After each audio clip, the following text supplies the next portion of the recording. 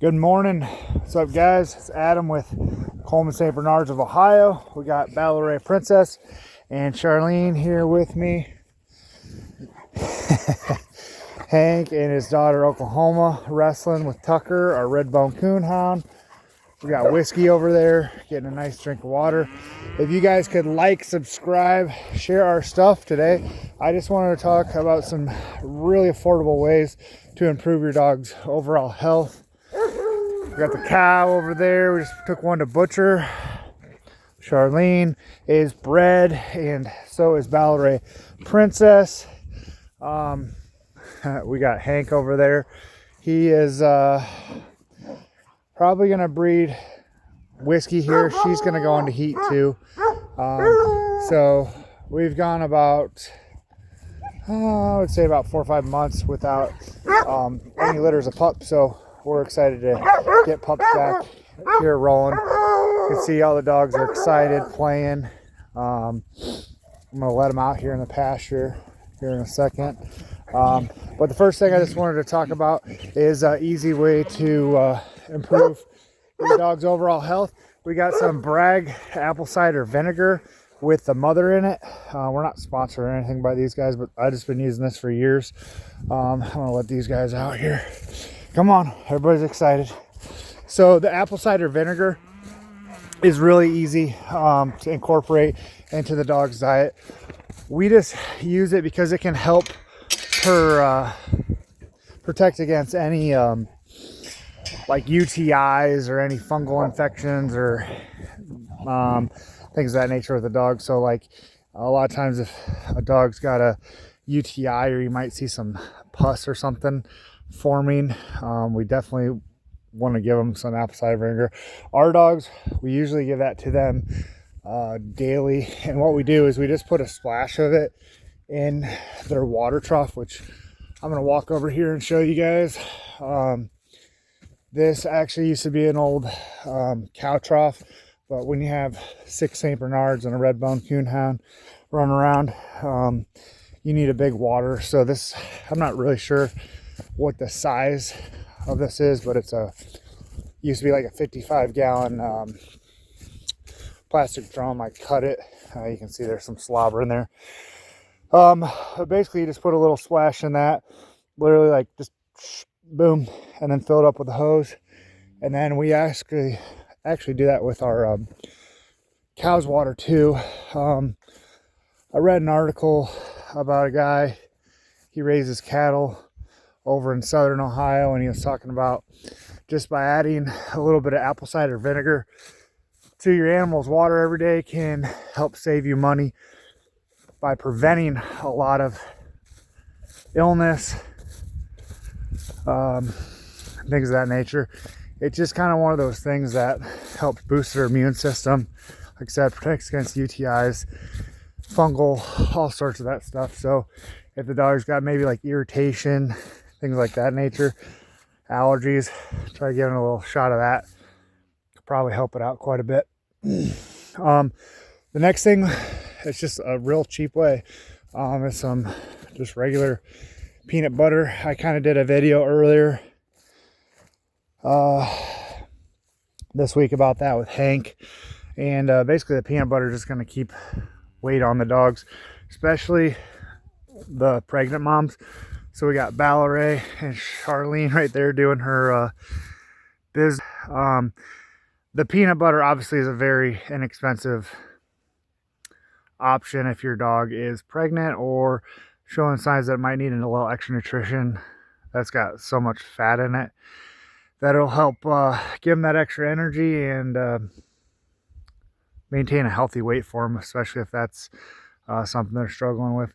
With the pregnant dogs, we just like to give it to them because, again, it's very high fat, high calorie, and when the dogs are pregnant like this, our main concern is their overall health. We're monitoring that daily, so making sure they're getting plenty of exercise here out in the pasture, checking their fecal matter, making sure everybody's going to the bathroom correctly.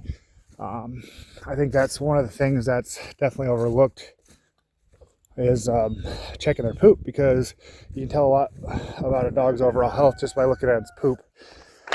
Again, we are not sponsored by Pet Tab Plus, but anybody who has purchased a dog from us in the past knows that I recommend these.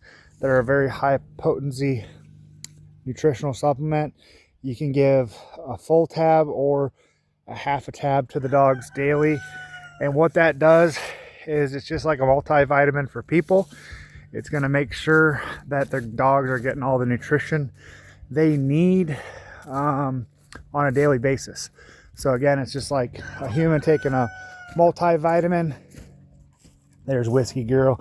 She's looking great. She was kind of porking up, so we cut back on the food with her, and then I've been walking her more than I usually do, but you can see how healthy she's looking. She's a sweetheart. And then again, the other dogs, I think they're out there messing with the 2 sheep we got. Maybe searching for groundhogs or something. Mice, field mice. They like to field mice hunt. But yeah, so that multivitamin, the peanut butter, and the apple cider vinegar, obviously making sure they have plenty of fresh water and food is also a big thing. I just can't stress enough about the overall health of our dogs, especially the mom. If you take care of the mom, like Whiskey she's looking very good right there. But if you take care of the mom, all the rest will take care of itself. When I talk to breeders and do consulting and whatnot, and they're having issues, the first thing I do is I want to go look at the mom.